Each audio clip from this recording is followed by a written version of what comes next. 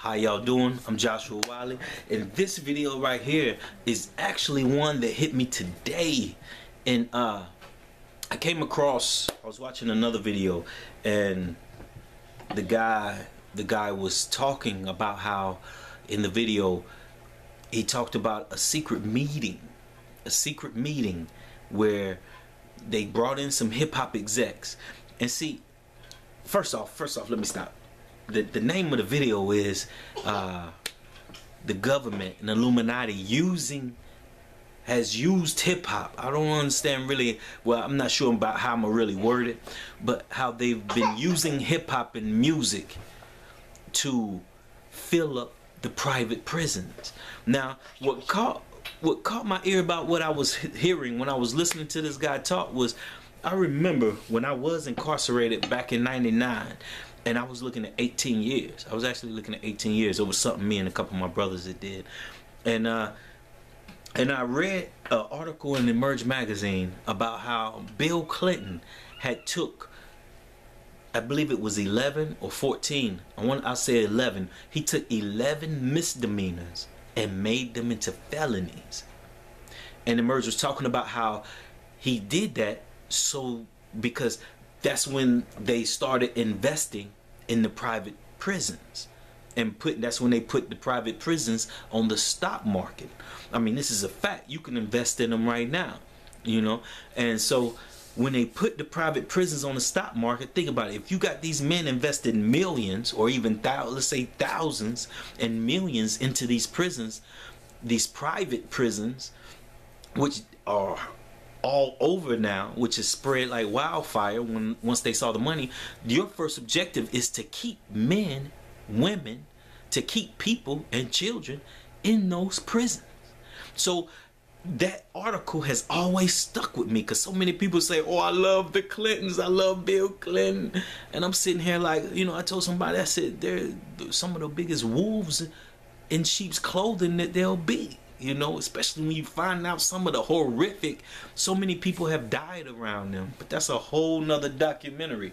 But anyway, so the thought hit me, and that's not even counting the 3-strike rule that Bill Clinton also came out with at that time. You know, now think about it. So now it made even perfect sense. So because if he could get, the 3-strike rule was just, it was supposed to be just over violent felonies, but they ended up started doing it sometimes over any major felony. It didn't even have to be violent. If it was a major felony and they felt like you just, let's just say you got 25 to life over the 3-strike rule. There was an article where Clinton now says he regrets doing it because it caused what they call, what the article called, and what he called mass incarceration. Now they're over flooded. You know, you took 11 misdemeanors and made them into felonies. So laws that used to be just real small and petty, they made them into felonies now. And then if you got 3 felonies, 3 high-level felonies, you were in there for life. You were in there for life. I'm very blessed, y'all, not to be in there. Whenever I tell people I don't deserve the greatness of God and the where I am, it's on a high level, and people are, oh, Josh, you're just being too humble. I'm serious, y'all. There's brothers who have 25 to life who just over a couple drug charges, you know, off of these crazy, insane laws. Matter of fact, let's look at a couple of them. If y'all know me sometimes, like I say, because sometimes I just want to get it out there, so I'm not going to download the video, chop it up, and then edit it. But I will show you. Look at this. Bill Clinton just not too long ago was at the NAACP. Let me see if I can zoom in on this. Okay, that article is a little small, but you know what? I can zoom in on it. Let me adjust it. Let's do some adjusting, y'all.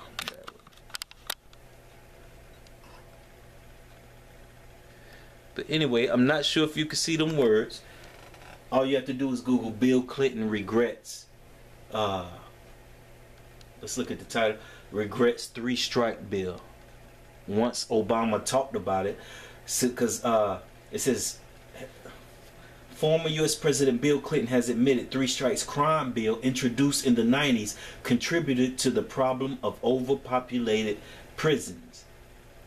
Speaking to a civil rights group, he said, "I signed a bill that made the problem worse, and I want to admit it." Look, President Barack Obama launched a renewed effort to reform the criminal justice system this week. He visited a special federal prison in Oklahoma on Thursday, becoming the first sitting president to do so. So only because Obama is bringing light to the laws. And then look, on Wednesday, Mr. Clinton told the NAACP convention in Philadelphia that he had faced a roaring decade of rising crime. He signed a bill into action in 1994 that included a 3 strikes rule that meant anyone convicted of a serious violent crime who had 2 or more prior convictions, including drug crimes, non-violent, was given a life sentence. I'm going to just click on some other articles. Click on some other articles. You might be able to. Bill Clinton admits his crime law made mass incarceration worse. Just to let y'all know, this ain't just one publication. Let's see. Look, Bill Clinton concedes his crime law jailed too many for too long. I mean, yeah, I mean, it's easy to admit now when you're not the one, you know, who's doing it. I mean, you didn't have to sit there the whole time. Let me back out. Let me back out. Y'all don't want me to change it around and see my face all humongous. But anyway, so as y'all see, so I played that because when I played this video of the guy speaking, when I played this video of the guy speaking,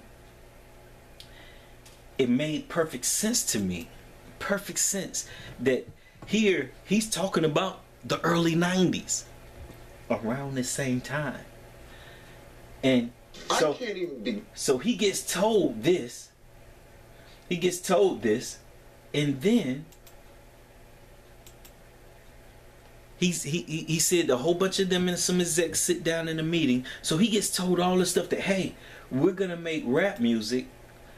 We're gonna make it more, let's say, more demoralizing. Where they glorify more demoralizing things. And if y'all are a student of rap like I am, hip-hop used to be totally different. Like this first song that just popped in my head was by Ahmad, where he said, back in the days when I was young, I'm not a kid anymore, but some days I still wish I was a kid again. You know, I mean, there was so much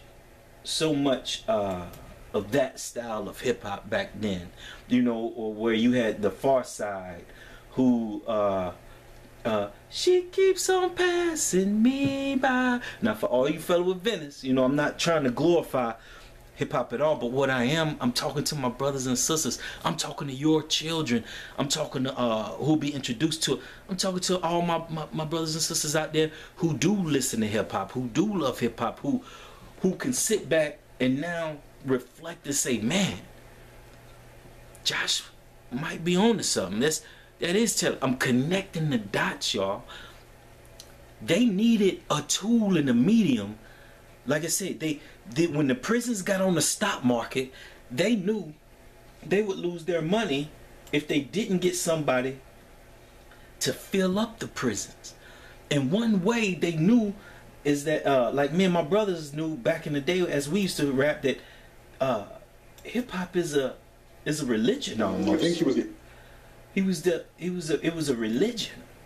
And they knew that these kids are like any mind, like we've been talking about being positive, well, dwelling on positivity or dwelling on negativity. I mean, there's so much hip hop like nowadays. You got the younger hip hop artists dying from lean, popping pills. The one little guy, I think it was Lil Pump or Little Peep or something like that, who had died not too long ago.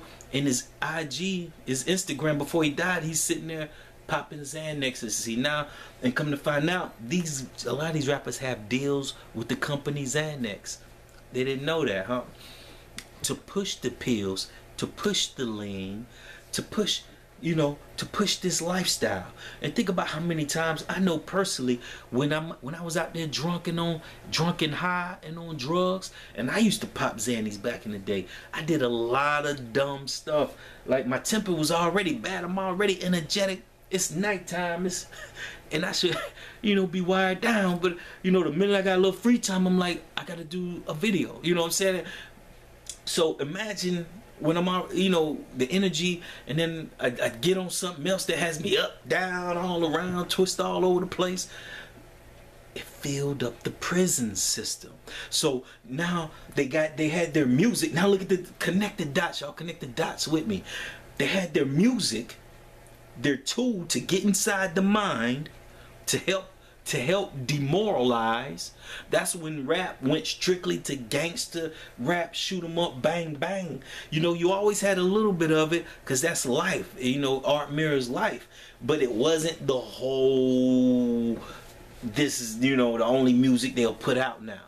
And now when you have these certain record execs and labels telling artists point blank, we're not gonna sign you unless you talk about this and that, this and that, this and that. But let me let you hear him tell it. Nameless like everyone else, thanked us for attending. He then gave the floor to the man who only introduced himself by first name and gave no further.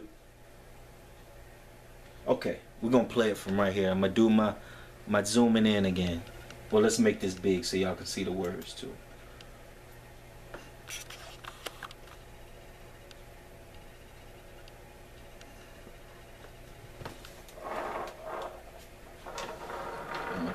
Turn it all the way around. Zoom in. All right.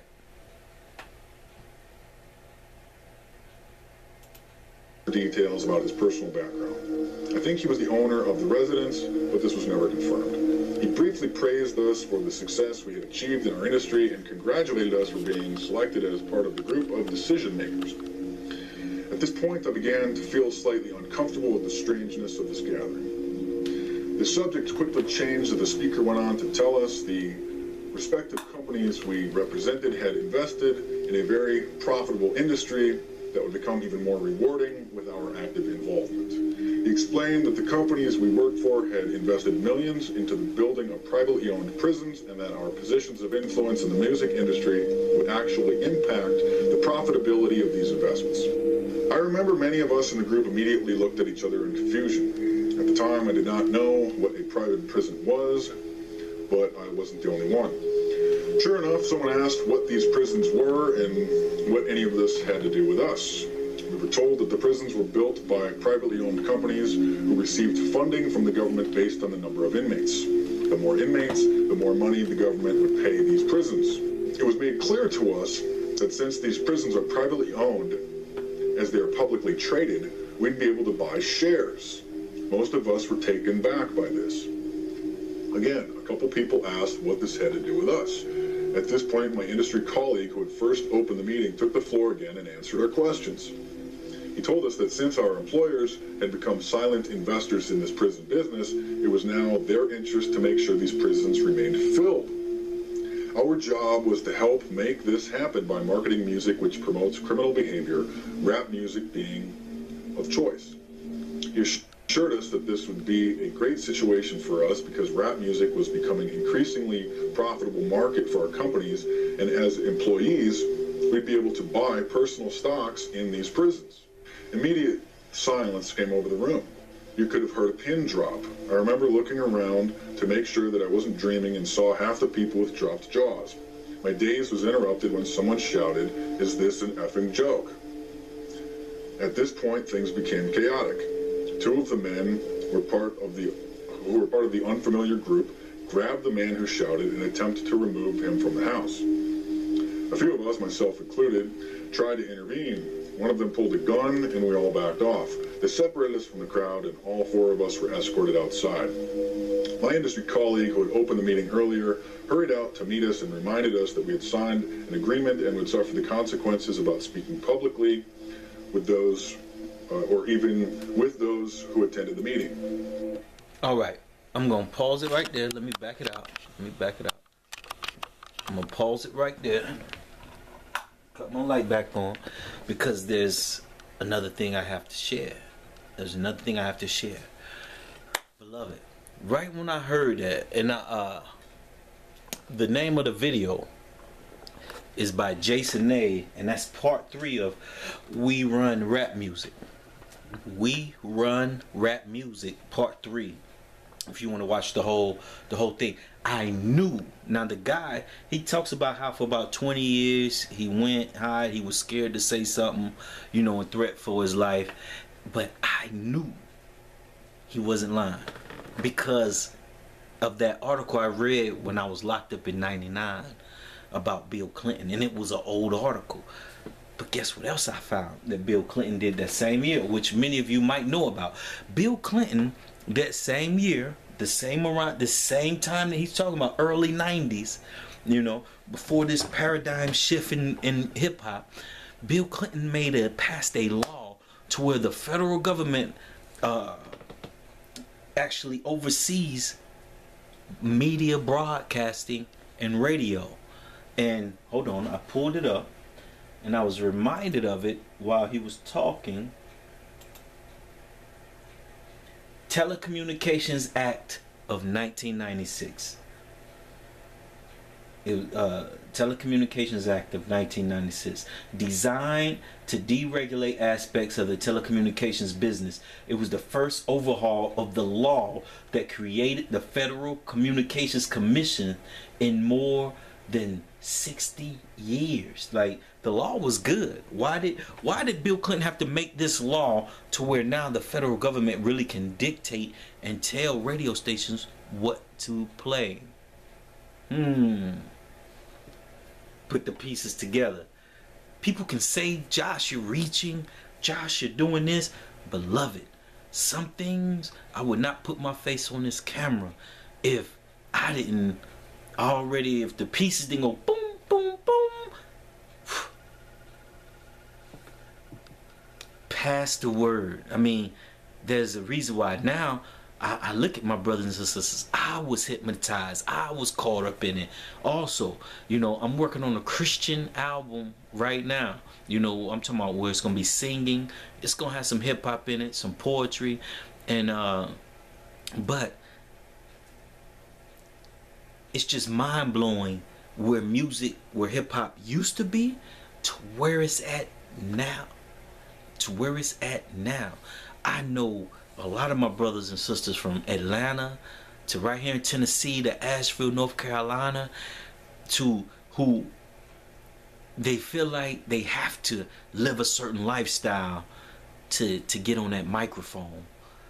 They feel like they have to be able to have some war stories about their street credibility and hustling and selling this and selling that and pulling this and pulling that just to do the music, to where really it's a lot of it's not even just real good music, you know.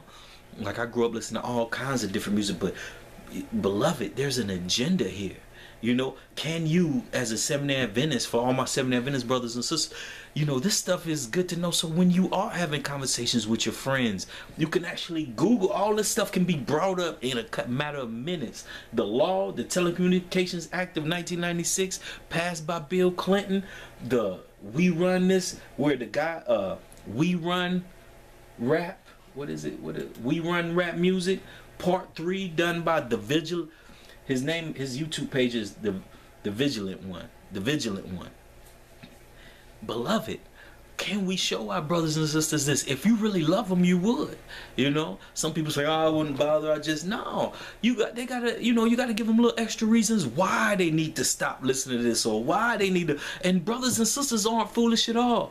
They're ready to accept the truth if you just don't be afraid to show them. And beloved, it's sad and it's sickening. Like I say, I was hypnotized and caught up in that witchcraft to where it had me in prison, in jail, wasted many years.